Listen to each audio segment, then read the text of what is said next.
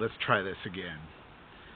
I'm still here in Forest Park, another location that I shot my music video at. The first one. It's actually how the spot where the first music video ends. Anyways, I can probably take these off, especially if I'm out of the sun.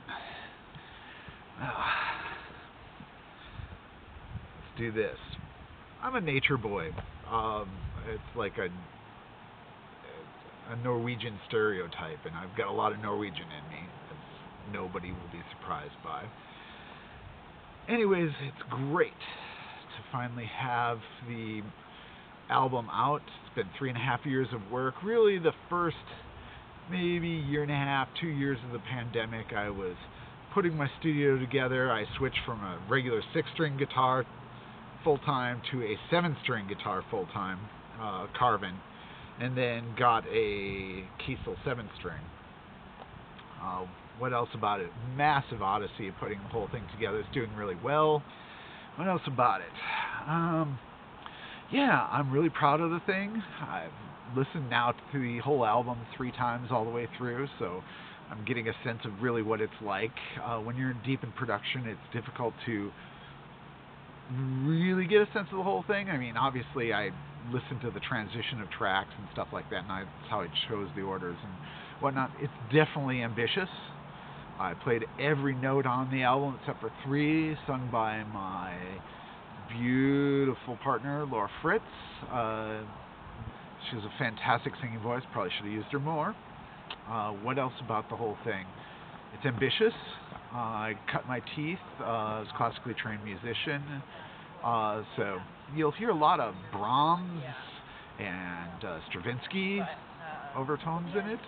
But really, the more important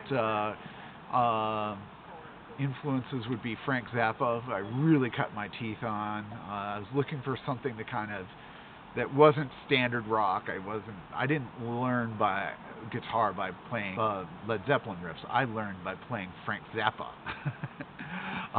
And The Police was another one. The first song I ever played was The Police's Synchronicity 2.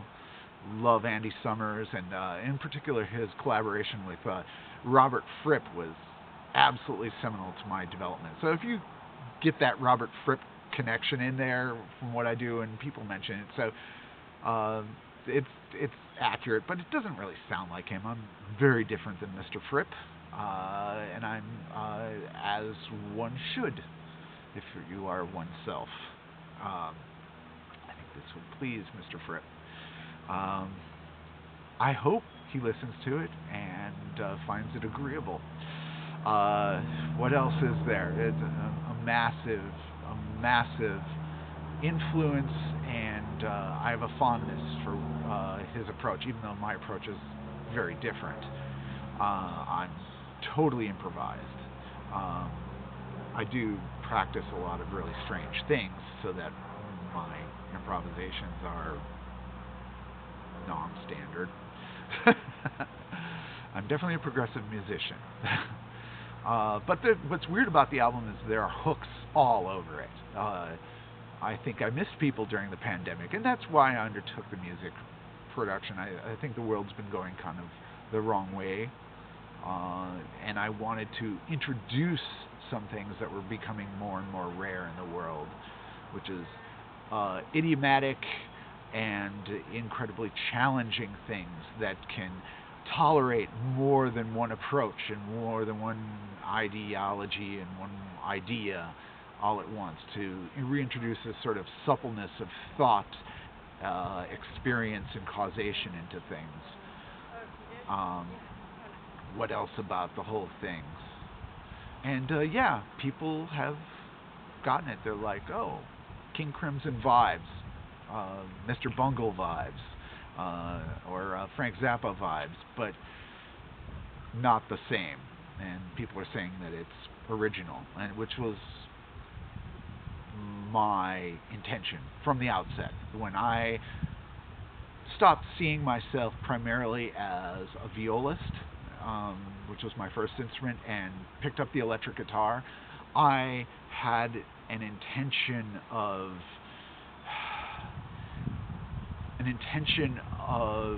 creating a new style and a new vocabulary and a new grammar for electric guitar that was different from those people, but at least took some inspiration from some of the things that had happened. Steve Vai's early work was certainly very important to me too, as well. Anyways, I hope you really enjoy it. Check out Bandcamp and I loved playing live at the album release. I think it went down really well. Todd Bishop really tore it up on the drums. We'd never played before, and people said we sounded really good. I felt really good. You know, playing live is a little bit like lost time. You're doing it, you're in the moment, you're paying absolute attention to what you're doing, and there's this theta wave flow state that you're in. And after it's gone, you kind of lose part of the memory. You have the feeling, but you don't have a real objective sense of it. But I've seen some video and heard some audio recordings of it, and I was like, wow, yeah, that sounded pretty good. I mean, that wasn't even mic'd up. We're talking condenser mics off of an iPhone.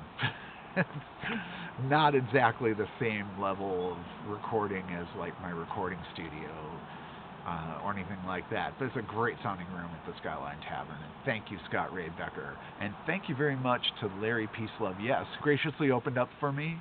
We're both sort of visual art people who also make music, and we've been in conversation for years. So I thought it worked out. What else about the whole thing? It was just magical. This is my first time playing out live since the pandemic, and probably the first time in about 10 years. I do it extremely rarely. Maybe I'll do it more. I brought like a full half stack with an orange 120 watt head and a 4x12 speaker cabinet that I hauled with me across country from Wisconsin to Oregon, and I've used about 3 times in the last 25 years since I've done that. But it sounds great, and we didn't really. The only thing we used the PA for were the vocals, and it was great. It was loud, but not that loud, which is kind of appeals to me. Certainly heavy music, and there were just some Vinnie Colaiuta things that Todd was doing. We'd never played before, so it's sort of like, oh, all right, you're throwing that out at me, I'll throw some of this. And yeah, we both listen, great. Maybe you'll get to hear that again sometime.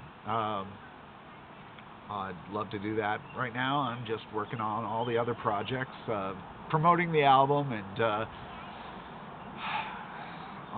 working on my next projects. I've got a lot of art writing, curating a show, a big show that'll be at the end of the year related to Mark Rothko, who I'm closely associated to. Actually, the album cover for Xiao, which is an old Norse word, an archaic Norse word, which means to see and to understand, and that's what the album is really about. So even the album title is visual, and of course that's one of my best photographs, so I wanted to use it as the album cover. I thought it turned out great. Anyways, check out the album, check out Bandcamp Fridays for discounts for my music or anybody else's who's on there, because it's the musicians who are getting it, and I think it's part of taking back culture.